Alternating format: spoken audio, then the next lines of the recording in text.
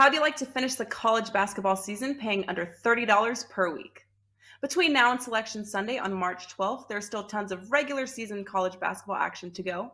Plus, all of the conference tournaments and WagerTalk and Sports Memo are announcing their March Madness Bonanza special that will include the rest of the college basketball regular season, conference tournaments, NCAA tournament through the national championship, and any plays released in the NIT or CBI tournaments.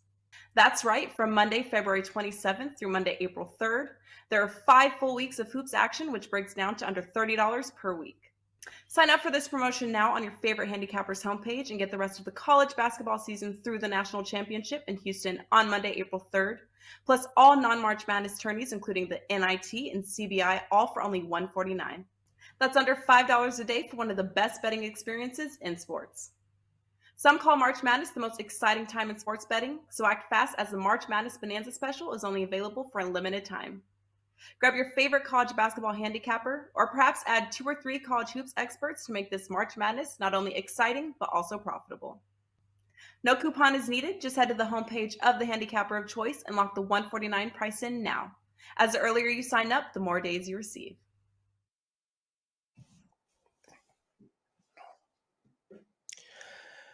Happy Friday, everybody. Friday starts the weekend, and we are here to make your weekend a profitable one through the props betting market. I'm Andy Lang from WagerTalk.com. Welcome to Prop It Up. Joining me, as always, my fellow prop masters, Matt Josephs from SportsMemo.com, Andrew McGinnis from WagerTalk.com. We're going to touch on quite a few sports here this morning, guys. We're going to go over some UFC. We're going to go over some NBA. We're going to go over some NHL, and Matt is already out in front of MLB. I talked to Matt last night. He's got a pretty serious goal of being 100% and then some ready for MLB season. And so we're going to get his thoughts on K-props. Looking forward to some of these new rules. It's never too early to get ready for that. So let's just jump right into it. Andrew, let's talk. We'll just start with UFC. We have a huge pay-per-view, a couple of massive fights with championships, and obviously highlighted by Jon Jones and Cyril Gane, the much anticipated return of Jon Jones. I kind of find this card a little bit difficult to bet on because we have a ton of big time favorites, but props wise, in terms of maybe some of the distances and maybe the method of victory, seems to be a little bit more enticing. I've got a 5% play up for this card. So real quick, just tell us what you've got up for this card. Where can we find you at? And then let's start talking about UFC and some of your favorite props in this.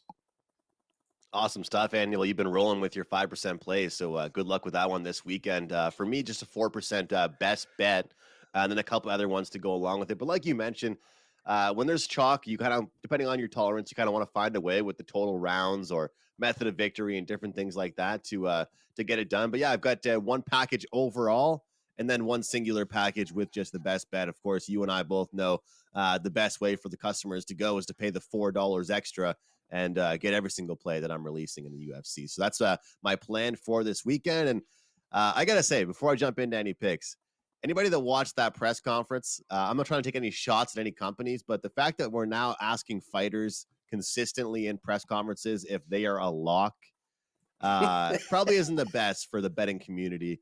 I don't know if that's even really that good of content, but I mean, what's Jon Jones going to say? No, don't bet on me. I thought that was kind of weird. But that's just, anyway, my 2 cents. I'm not trying to hate. I think it's still kind of funny. But speaking of Jon Jones, I will be betting on him. But you talked about method of victories, and I will look at him via decision. I mean, first of all, durability. We can talk about Jon Jones. He's undefeated outside of DQs and elbows and steroids. There's been a lot of reasons for him to cocaine, car accidents, fleeing exactly. the scene. I mean, you would think we would be describing a Sopranos episode. No, this is Jon Jones' professional life that we're describing. 7 of his past 9 fights via decision, 78% clip. Cyril Gane has never been finished in his career, with his only loss coming via decision. And obviously the move up in weight class is something everyone's talking about, but I'm not really in the belief that Jon Jones can be used in the handicapping style of, oh, he's washed, he hasn't fought in a couple of years. I feel like you can give that to some guys, but from the way he's been training, the guys he's been training with his team, how much time he's had to prepare for this fight. I feel like it's been a pretty long camp for him, and I just don't really feel like he'd be coming back unless he wasn't giving it 100% his all. And I think 100% of John Jones, even 95%, can beat Cyril Gane. I just feel like he has more to offer. It's kind of like, I don't think John Jones beats him 100% with one method. I just think overall he's the more well-rounded fighter. So also, I'm expecting a lot of grappling, a lot of time killing and stuff like that, Andy. So for me, I like John Jones in this one, but getting that price down and even getting a better number, really, that plus money with John Jones via decision is one that I'm looking at. And you talked about total rounds, looking at fights to go the distance or for a certain round to start and different things like that. It's a certain way to avoid laying juice and stuff like that.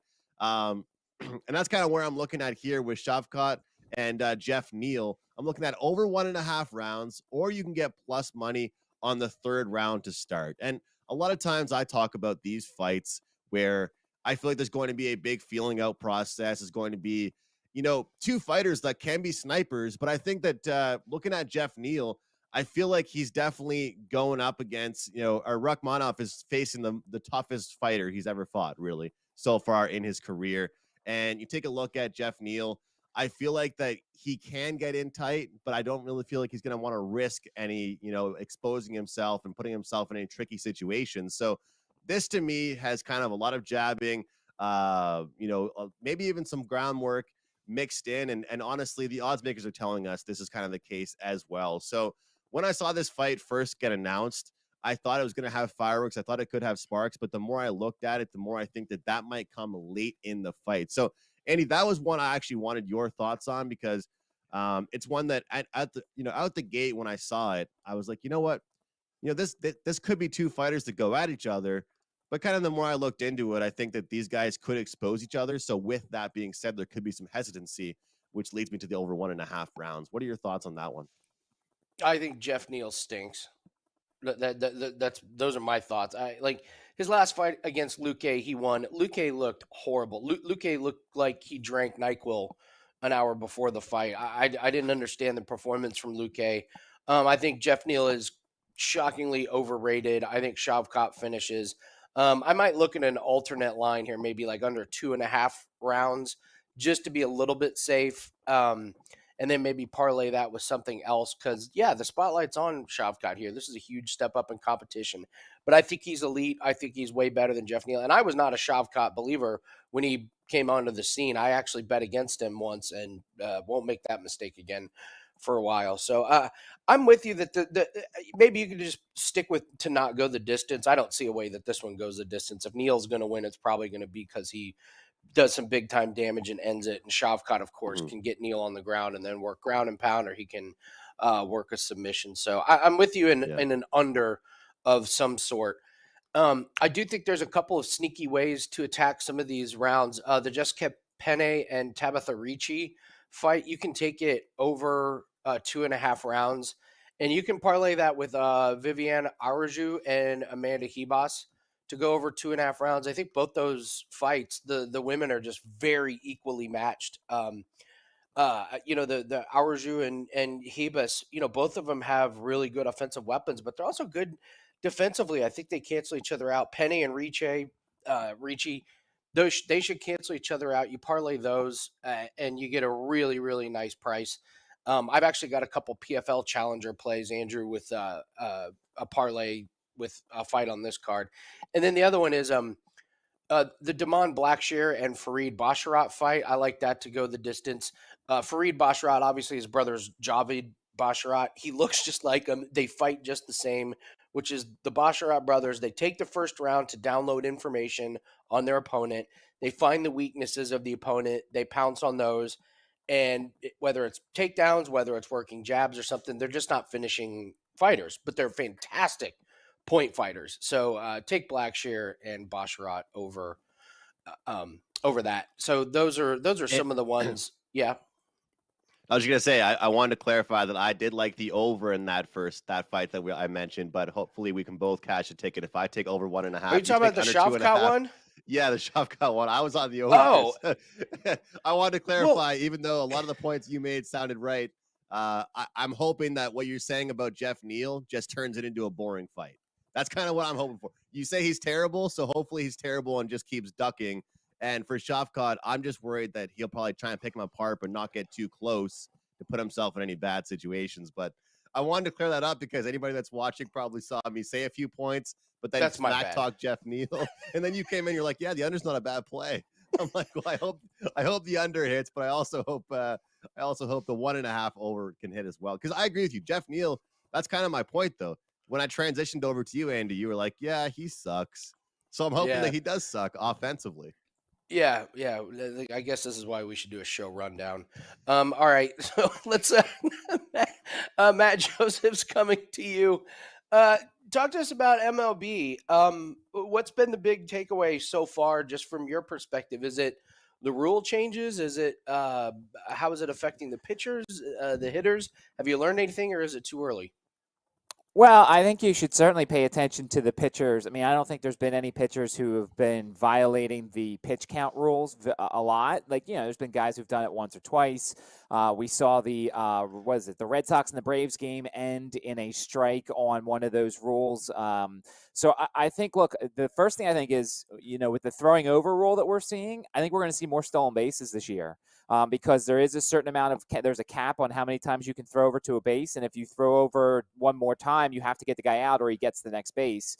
So I think stolen base numbers are going to go up this year. So if you want to look at some of the books that maybe offer the preseason stolen base numbers, find your favorite guy and hope he goes over a couple numbers from then. I think that's big. And then obviously the other thing that's kind of the fly in the ointment here is we have the World Baseball Classic, and what I kind of did research wise in terms of the last time we had a World Baseball Classic, the guys who pitched in that jumped right into the regular season, 6 innings, 7 innings. And, we've seen a lot, especially last year, where guys had short outings, 4 innings, 5 innings, because of how disjointed spring training was. Well, the guys who pitch in the World Baseball Classic kind of use that as their 3 or 4 inning thing. So we might find some value on some K-prop overs on some of these guys who will be more ready than everybody else because they pitched in the World Baseball Classic. Interesting. Do you think these the shift rules in particular are going to affect any ways that you handicap? Like, are you looking at specific batters or specific hitters, or maybe I don't know if these pitchers allow more hits, do they get taken out early? Are we potentially looking at unders, or am I overthinking that one a little too much?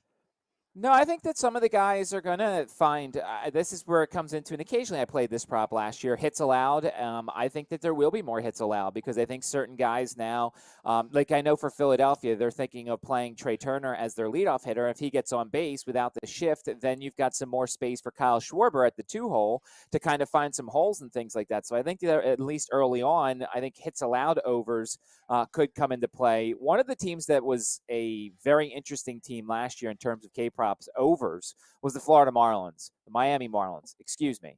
They're a team that had a ton of strikeout guys up and down the lineup. Well, this offseason, they added 2 guys who very rarely struck out. The Arraez kid from Minnesota, who is a fantastic leadoff hitter, and Gene Segura, who comes over from Philadelphia. He was another guy who didn't strike out a lot. So it'll be very interesting to see early on what the numbers are for the Marlins, because the rest of their lineup is still filled with guys who strike out a ton. But their table setters, presumably their 1 and 2 hitters, will not be guys who strike out as much. So I'll be interested to see what the numbers are early. I just know people are going to blindly look at those Marlins strikeout overs early.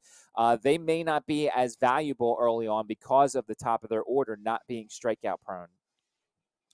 Nice, great stuff from Matt Joseph. It's really important to take a look at these things early and get yourself ready for some of these futures and for how to attack the first part of the season. Andrew, coming back to you, let's talk some NHL props. You and I have both talked about ramping up our volume this time of year. It's been a really nice couple week run. I finally had a losing night last night, thanks to Tyler Toffoli and Suzuki. I don't know. Overall thoughts on just what's been going on with some of these hockey props, in particular the shots on goal props that we've been cashing in on the last few weeks.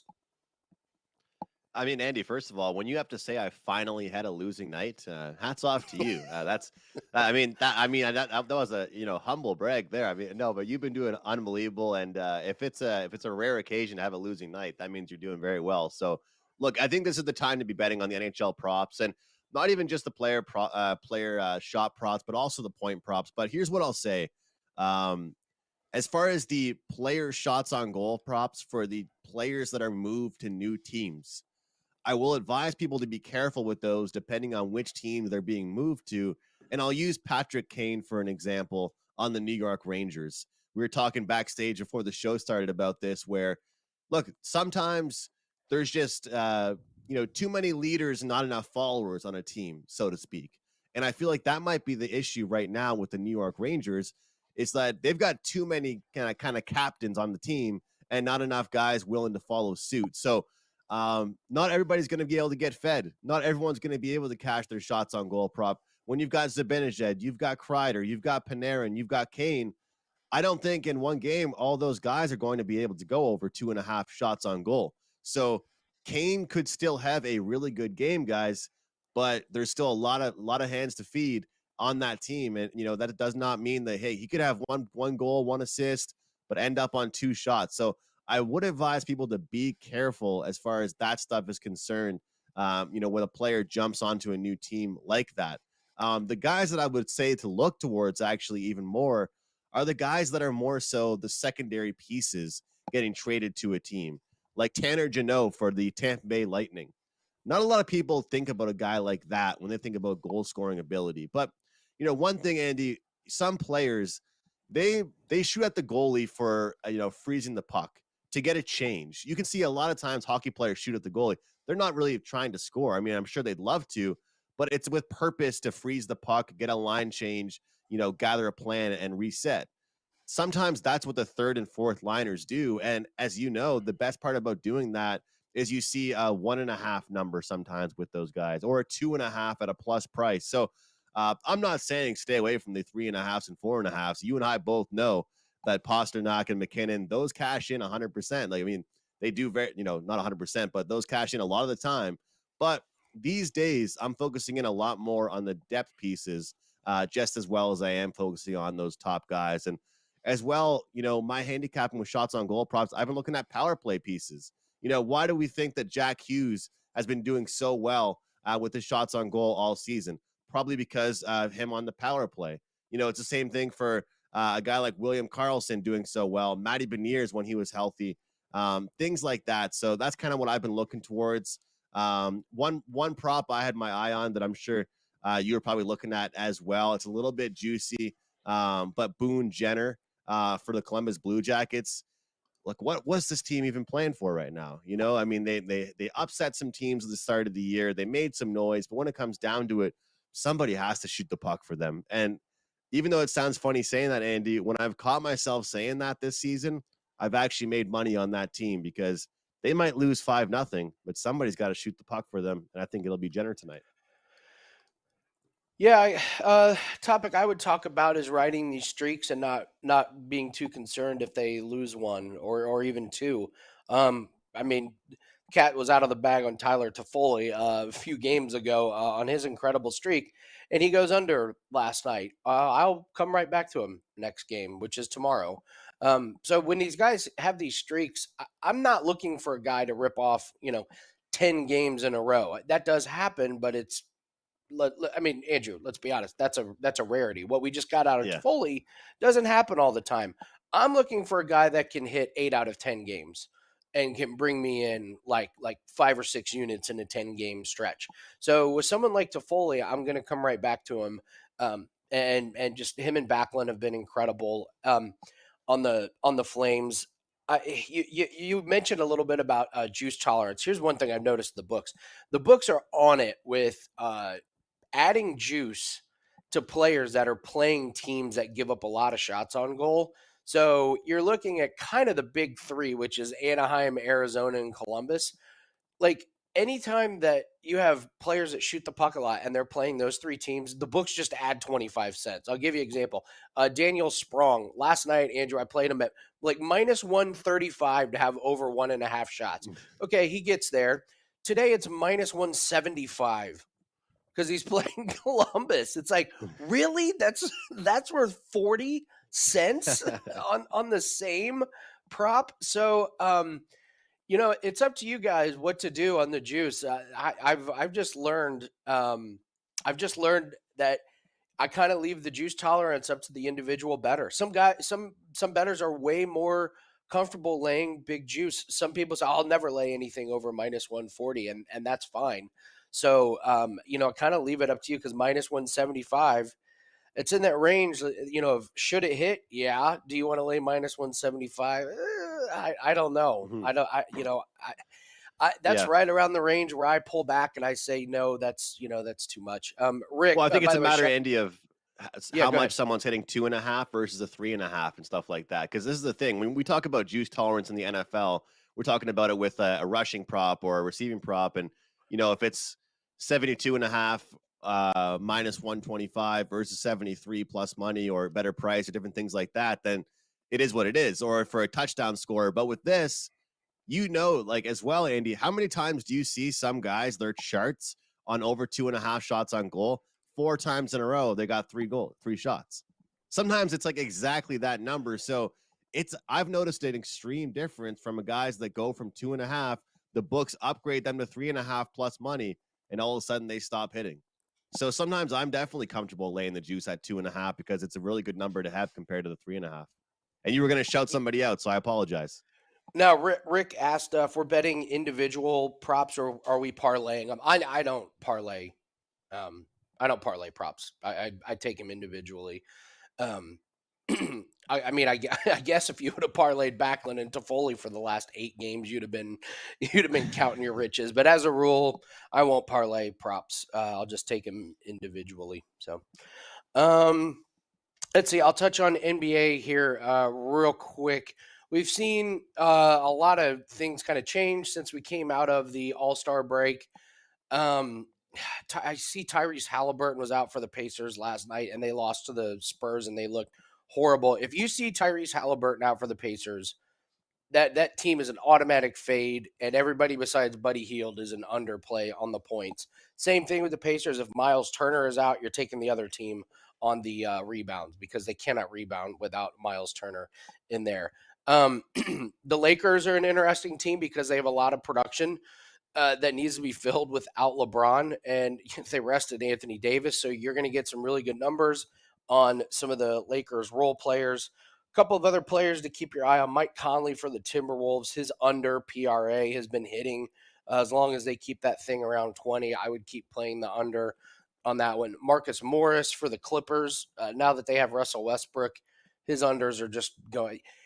I played him under 10.5 points, guys. There was a double overtime game where the team scored 175 points and he still didn't get over 10.5 points. That's how uninvolved in the offense he is. He couldn't even get to double digits in a game where his team scored 175 points. It wasn't meant to be. If that's the case, yeah. It wasn't meant to be. It wasn't meant to be. Bam Adebayo for the Miami Heat. You can take his under PRA when he's going up against an elite center. If they don't have an elite center, then take his over. We played him under when Embiid was in the lineup, and then you can play him over when Embiid was sitting out of the lineup as well. And then Trae Young seems to be flying over his points total now that they got rid of their coach. Atlanta's coach didn't like him shooting the ball a ton, so they just got rid of the coach, and they're going to put somebody in that will let him keep shooting a ton. So you can just keep playing those. So, Matt, coming back to you real quick. College basketball. We got March Madness coming up. Is there any way you change your handicapping or any different props? Do you look at team totals for college basketball? Do you do anything different for the conference tournaments or the big tournaments? Yeah, occasionally you want to isolate certain teams. Now that we're going to some neutral courts here, there's going to be these high totals, like the games are being played somewhere. Some of the places are more notorious for having better sight lines and things like that. The Missouri Valley yesterday, we saw a couple of games, and we saw all unders get bet down, like a couple of points. So there's certainly some things. And then in Vegas for the WCC tournament, they have notoriously soft rims. So we saw a lot of points in those games games with really high numbers. So basically, yeah, you want to kind of take advantage of some teams because you don't want to have necessarily both teams involved in your total. Let's say you think Team A is going to score a lot of the points and carry a lot of the thing. Why not just take the team total? And then, it's kind of hard because sometimes you look at, teams that play twice during the regular season, and then game 3 happens and it doesn't really look like what happened in game 2 or game 1. And I think part of that is neutral site and things like that. And the last thing is just kind of make sure to study the brackets. All the brackets are different for all the conferences and things like that. There are certainly some futures you can take advantage of, or at least try and take advantage of, but make sure you know the brackets and where the games are being played because, sometimes they're random places. Sometimes team A doesn't play for one day, but then they play 2 straight days. So just make sure to familiarize yourself with those things before making any sort of bets because every conference is different. First round of the tournament, I always enjoy playing the unders on the neutral locations, especially with some of the higher seeds facing the lower seeds. I do it very casually because I don't follow the sport. Is that something that I'm a little crazy on? Because I just feel like with the travel and the early midday games in the middle of the week, I feel like the teams are thrown off for a little bit. Is that something that you've noticed on playing the unders in the first round? Yeah, you could play some unders. Last night in the Missouri Valley, that would not have won because Indiana State scored like 100 points against Evansville. But one of the things I like to kind of do occasionally is in these neutral sites, I like playing the first half of a team who played the night before versus a team who has not played because obviously, A, they get a lather in that building, and B, they kind of know what's going on a little bit. So like today, you might see some of these teams that are lower seeded in the Missouri Valley or in the West Coast Conference kind of play well in the first half because they're used to things. And then you see the other team, you maybe bet live on the team that's supposed to win the game because they kind of get their feet under them. They're getting used to it because everybody, I've been to a lot of these conference tournaments. What happens is teams get an hour to shoot around the night before. Some teams take it seriously. They run plays and things like that. Some teams don't take it seriously. They shoot half court shots and they just, take their time and everything. So I think actually playing games in neutral site helps out at least for the first half. And then maybe the team that's supposed to win kind of wakes up in the second half once they kind of get their legs under them. Oh, that's a great angle. Good stuff. Matt Josephs from sportsmemo.com. Let's go ahead and get to the best bet real quick before we do that. Andrew, tell everyone where we can find you and what you will have up for this weekend. Yeah, of course, over at wagertalk.com, wt.buzz/AM. And we have, I think it's the last day of the PT100 promo code. Andy, I believe that's good for you as well. That's PT100, takes $100 off the rest of the NHL season plus playoffs. You can use that. I always recommend people join me for a longer term versus 1 or 2 days. As far as what I'm doing right now in NHL, a lot higher volume with the shot props and point props, and then kind of just a play of the day, whether it's a side or a total. UFC package got 4% play, and then a handful of smaller plays going this weekend. So looking forward to it, and also looking forward to March Madness. Don't really go too high unit with my college basketball plays, but we're kind of picking away and looking forward to the big dance. So can't wait, Andy. Nice. Matt, tell everyone where we can find you at and what you'll have up for this weekend. Sportsmemo.com. Trying to work on maybe getting a code for an early baseball season stuff because obviously, as I said, I'm doing a lot of research and the K props are going to be great and some of the season win totals and stuff like that. I finished the year 27-10 last year in Major League Baseball. So certainly I'll post that on my Twitter account when I get it made. But you can find me at sportsmemo.com.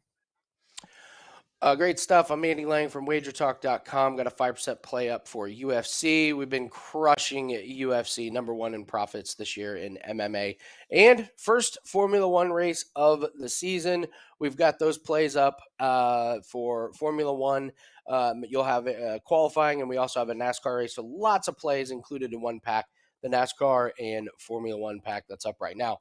All right, I'm going to do our best bet. We're going to the NBA. And we're going to go to the Chicago Bulls, and we're going to take Vucevic, our old friend, under 14.5 rebounds and assists.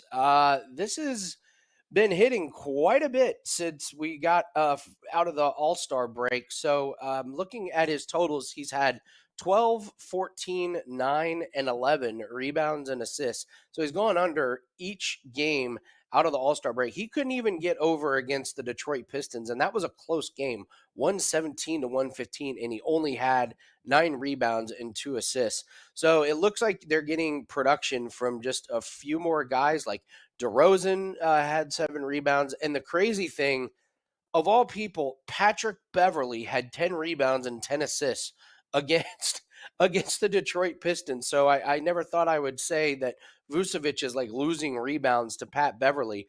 But for whatever reason, the rebounds and assists keep going under, and the books keep putting this at 14 and a half. So I'm going to keep riding the streak of Vucevic until the books catch on and lower this number, or until Vucevic starts getting over. But right now, he's just not quite getting enough of these secondary stats, the rebounds and assists, to go over. So there is your prop of the week. Vucevic under 14 and a half. He's playing the Phoenix Suns tonight. So that is going to do it for us on Prop It Up. Thanks, everyone, for joining us. Join us next week. We'll have more NBA, NHL, UFC, and MLB. That is Andrew McGinnis from WagerTalk.com. That is Matt Josephs from SportsMemo.com. I'm Andy Lang from WagerTalk.com. Thanks a lot. Have a great weekend, and we'll see you next week on Prop It Up. How do you like to finish the college basketball season paying under $30 per week? Between now and Selection Sunday on March 12th, there are still tons of regular season college basketball action to go. Plus, all of the conference tournaments and WagerTalk and Sports Memo are announcing their March Madness Bonanza special that will include the rest of the college basketball regular season, conference tournaments, NCAA tournament through the national championship, and any plays released in the NIT or CBI tournaments. That's right, from Monday, February 27th through Monday, April 3rd, there are 5 full weeks of hoops action, which breaks down to under $30 per week. Sign up for this promotion now on your favorite handicapper's homepage and get the rest of the college basketball season through the national championship in Houston on Monday, April 3rd, plus all non-March Madness tourneys, including the NIT and CBI, all for only $149. That's under $5 a day for one of the best betting experiences in sports. Some call March Madness the most exciting time in sports betting, so act fast as the March Madness Bonanza special is only available for a limited time. Grab your favorite college basketball handicapper, or perhaps add 2 or 3 college hoops experts to make this March Madness not only exciting, but also profitable. No coupon is needed. Just head to the homepage of the handicapper of choice and lock the $149 price in now. As the earlier you sign up, the more days you receive.